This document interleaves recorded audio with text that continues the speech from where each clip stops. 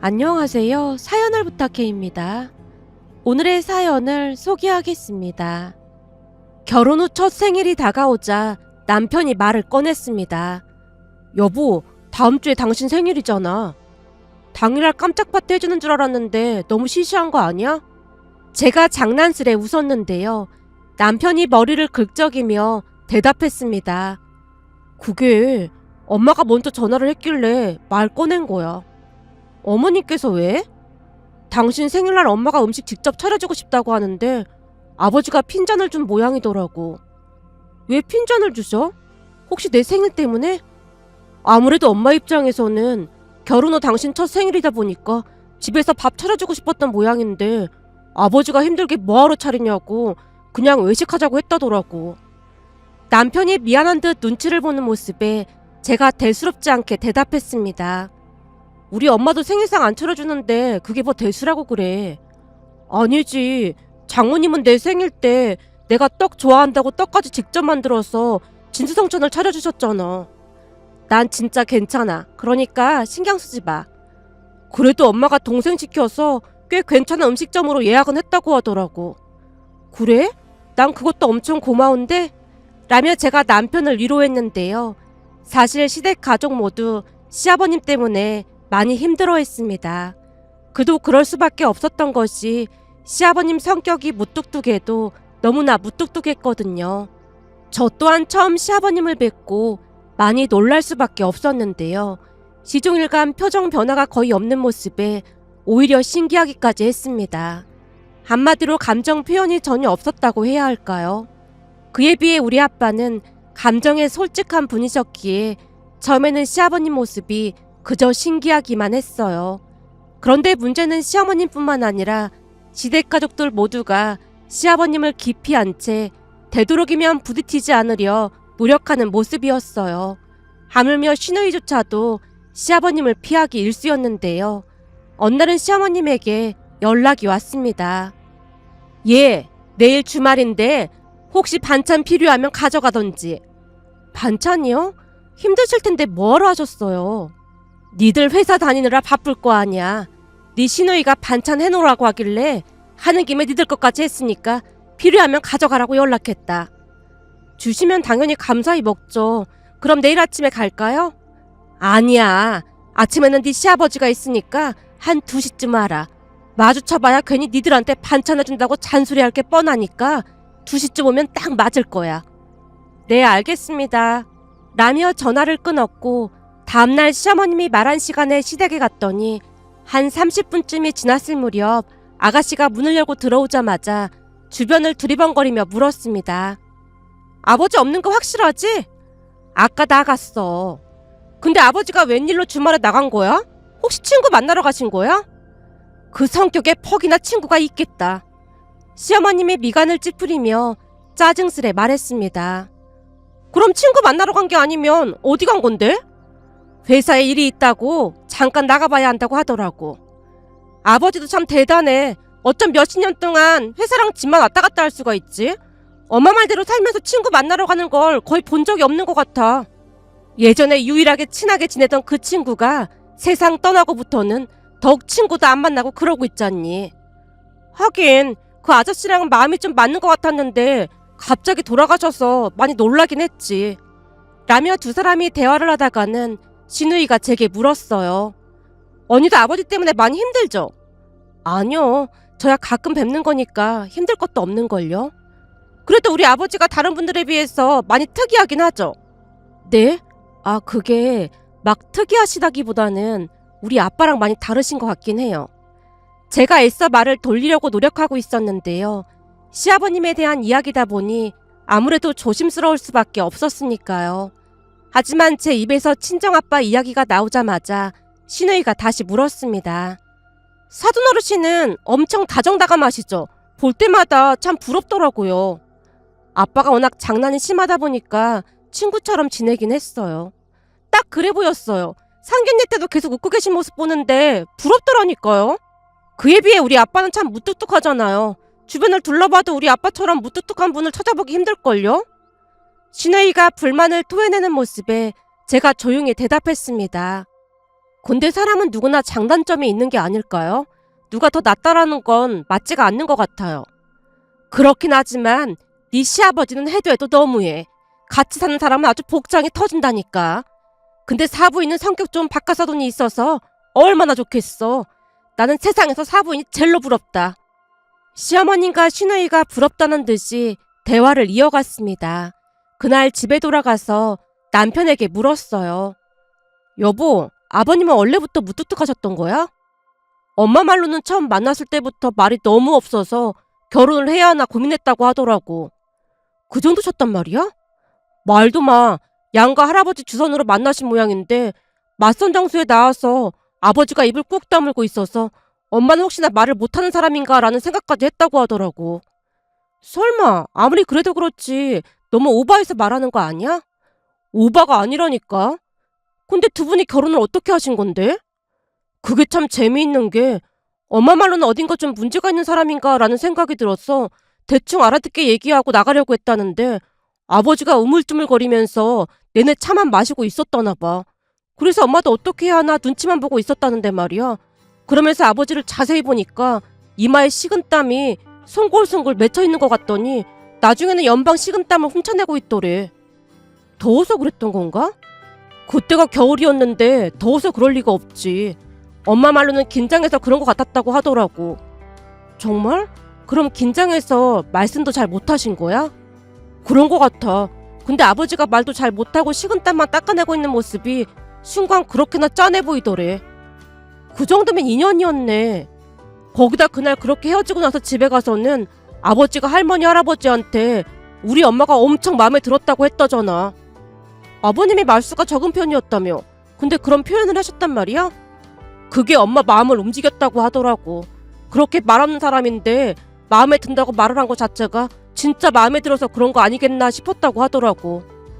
하긴 그럴 수도 있었겠다. 라며 제가 두 분의 이야기에 심취해 있었는데요.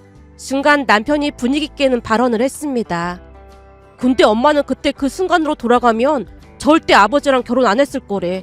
그때 아버지 속임수에 속았다고 엄청 분해하신다니까. 뭐야, 한참 재밌게 듣고 있었는데 마무리가 너무 이상한 거 아니야? 우리 엄마가 오죽하면 그러겠어. 난 우리 엄마 심정 진짜 이해가 된다니까. 내 친구들 집에 가면 부모님끼리 같이 데이트도 하고 그러시던데 우리 아버지는 한 번도 그런 적이 없었거든. 아니구나. 엄마는 그런 거 바라지도 않았고 제발 말 좀 했으면 좋겠다는 말을 입에 달고 살았어. 남편이 안타깝다는 듯이 이야기를 하는 모습에 저도 어머님이 안 됐다는 생각이 들었는데요. 우리 엄마와는 전혀 다른 삶을 살고 계신다는 게 너무나 안타까웠으니까요. 그렇게 시간이 지나갔고 우리는 딸과 아들을 낳고 잘 살았습니다. 그러는 동안에도 시아버님은 한결같이 무뚝뚝하셨기에 시간이 지날수록 시아버님께 바라는 것도 없었습니다. 문득 우리 딸이 태어났을 때가 생각이 나는데요. 친정 부모님 두 분은 딸을 보자 손을 맞잡고 눈물을 뚝뚝 흘리며 감격스러워했던 반면 시아버님은 아무런 표정도 없이 제게 딱 한마디를 했습니다. 수고했다. 그 말에 시어머님이 제 눈치를 보다가 시아버님 옆구리를 툭 치며 말했어요. 여보, 그게 다야? 우리 며느리가 엄청 고생했는데 말 좀 예쁘게 해주면 좋잖아. 남들 다 낳는 걸 가지고 뭘 유난을 떨고 그래.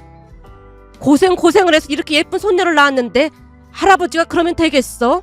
진짜 답답하다 답답해. 라며 시어머님이 시아버님을 노려봤지만 시아버님이 미간을 찌푸리며 말했습니다. 이미 고생한 걸 가지고 칭찬 몇 마디 더 한다고 밥이 나오겠어 떡이 나오겠어. 쓸데없는 소리 하지 말고 그만 가자고.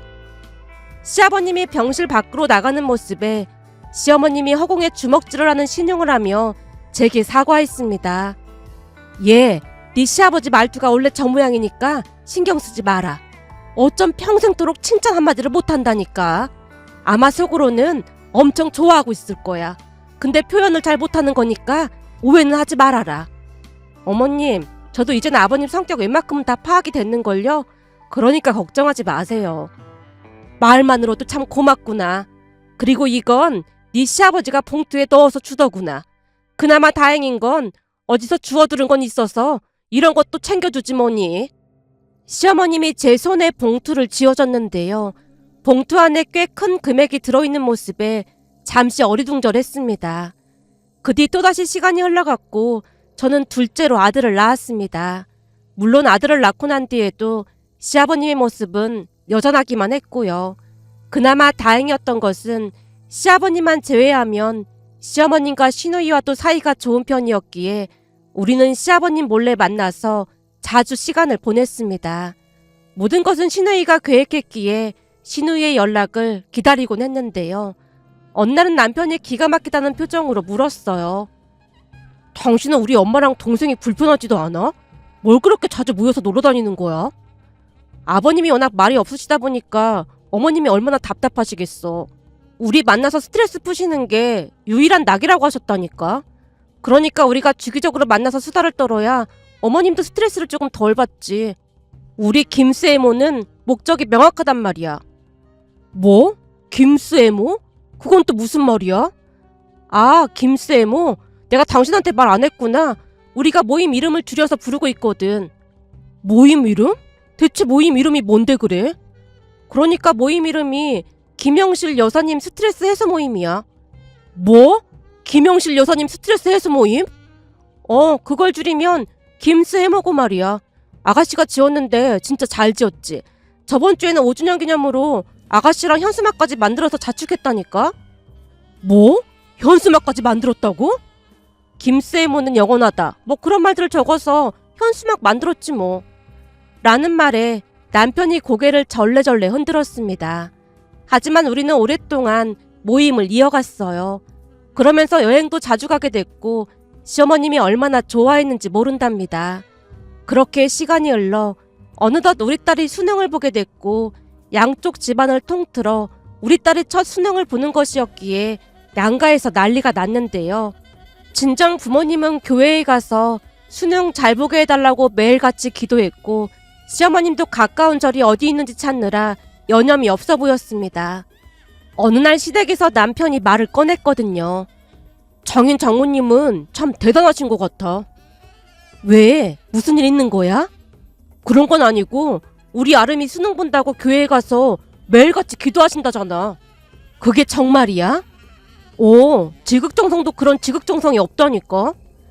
남편이 감탄한 채 말을 하자 시어머님이 대답했어요. 우리도 절에 가서 불공을 드려야 하는 게 아닌지 모르겠다. 절에 가서 불공 드린다고? 시험 잘 본다고 하면 개나 소나 다 절에 가서 절하게. 당신은 말을 해도 꼭 그렇게 말을 하더라. 하나뿐인 우리 손녀가 대학에 붙냐 떨어지냐 기로에 서 있는데 할아버지 할머니는 우리가 그 정도도 못하겠어? 시어머님이 시아버님을 노려보자 그날은 시아버님도 조용히 입을 다무셨는데요. 시어머님이 정말 무섭게 노려봤거든요. 시아버님이 입을 다문 채 더 이상 말을 하지 않자 시어머님이 제게 물었습니다. 수능시험 보는 날 가서 기다릴 거지? 그래야 할 것 같아요. 저도 예전에 시험 보고 난 뒤 정신이 하나도 없어서 멍이 걸어 나오고 있었는데 저 멀리서 아빠가 꽃이랑 따뜻한 음료를 들고 서 계신 걸 보자마자 왠지 모르게 마음이 놓이더라고요.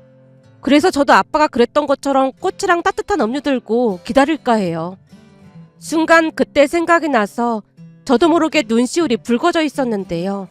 그때 당시 시험이 끝나자마자 긴장이 풀리면서 힘이 하나도 없이 터덜터덜 걸어 나오고 있었는데 멀리서 꽃을 들고 서 있는 아빠 모습이 큰 위안이 되었으니까요. 그때 모습에 대해 제가 자세하게 설명을 하고 있자 시누이가 부러운 듯 말했습니다. 사돈 어르신 정말 너무 멋지시네요. 진짜 부럽다. 그러게 말이다. 네 아버지는 자식들한테 그런 거 한 번을 안 해줬는데 그냥 듣기만 해도 상상이 돼서 힐링이 되네. 시어머님과 시누이가 주거니 받거니 대화를 하고 있자 시아버님이 조용히 일어나서 자리를 피했습니다. 그 모습에 시어머님이 허공에 마구마구 주먹질을 하는 신용을 했고요. 하지만 시아버님 성격을 잘 아는지라 저는 그다지 서운한 것도 없었습니다. 시아버님이 무뚝뚝하긴 했지만 딱히 불편을 준 건 없었으니까요. 그렇게 또다시 시간이 흘렀고 드디어 수능날이 됐습니다. 아침 일찍 남편이랑 같이 도시락을 준비해서 딸 손에 들려주는데 우리 딸이 벌써 수능을 본다는 생각에 감격해서 눈물이 찡 돌았습니다. 잠시 후 남편이 딸을 데려다 주러 간 사이 조금이나마 긴장을 가라앉히기 위해 커피를 내려서 마시고 있었는데요. 시어머님에게 전화가 걸려왔습니다. 예, 아름이는 잘 갔니? 네, 어머님. 그이가 데려다 주러 갔어요.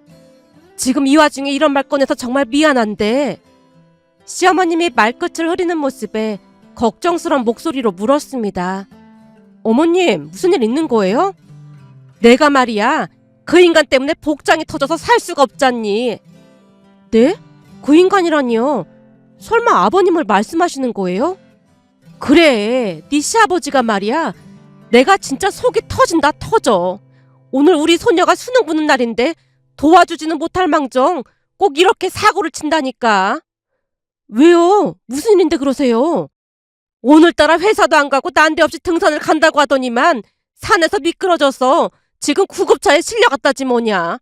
그래서 나도 지금 병원 가는 길이긴 한데 네 시누이한테 연락했더니 전화는 안 받고 회의 중이라는 문자만 보내왔더라고. 그래서 말인데 네가 잠깐 와줄 수 있겠니? 당연히 가야죠. 수능 때문에 정신없을 텐데 정말 미안하구나. 제가 수능 보는 것도 아닌데요 뭐. 금방 갈게요. 어디 병원이에요? 라며 급히 점퍼를 걸친 채 택시를 잡아탔는데요. 병원에 도착을 해서 들어보니 크게 문제는 없지만 왼쪽 다리뼈에 금이 가서 불가피하게 깁스를 해야 한다고 했습니다.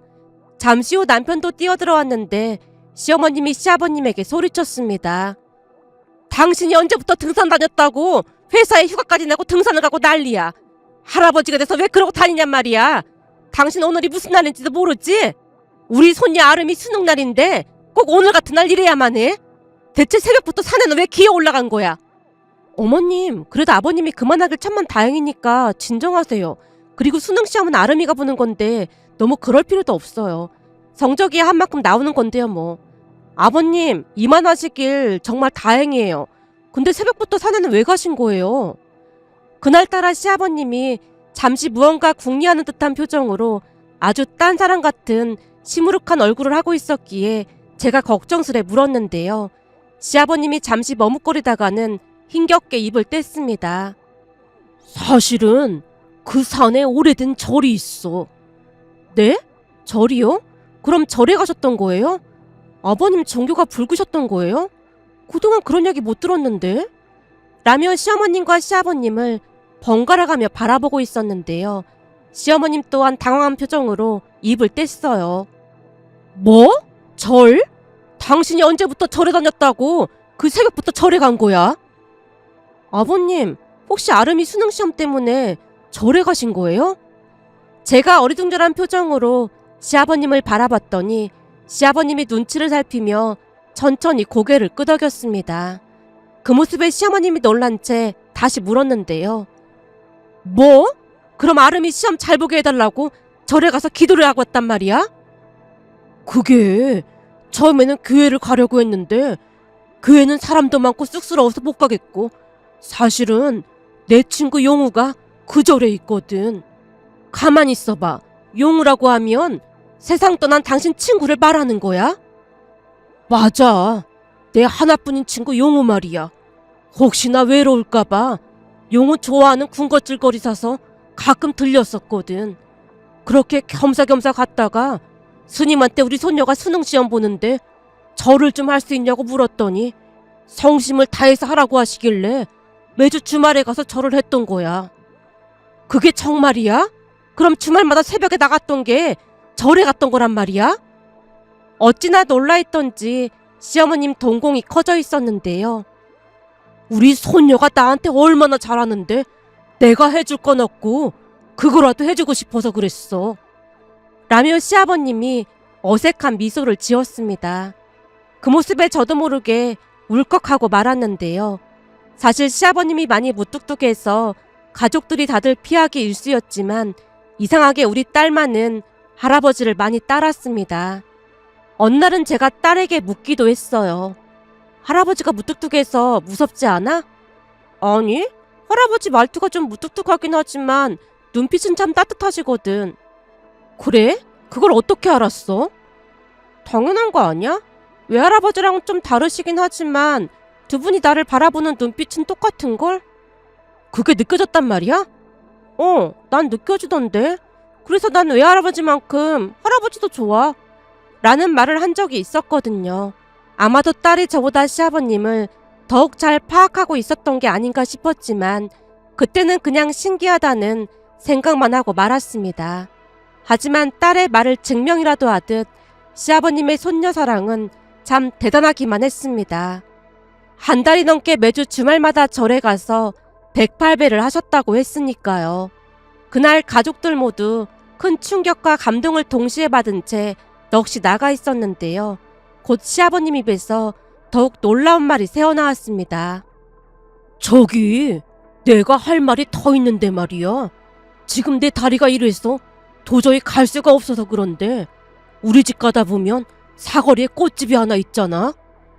꽃집? 혹시 그 만두가게 옆에 있는 작은 꽃집을 말하는 거야? 그래, 그 꽃집 말이야.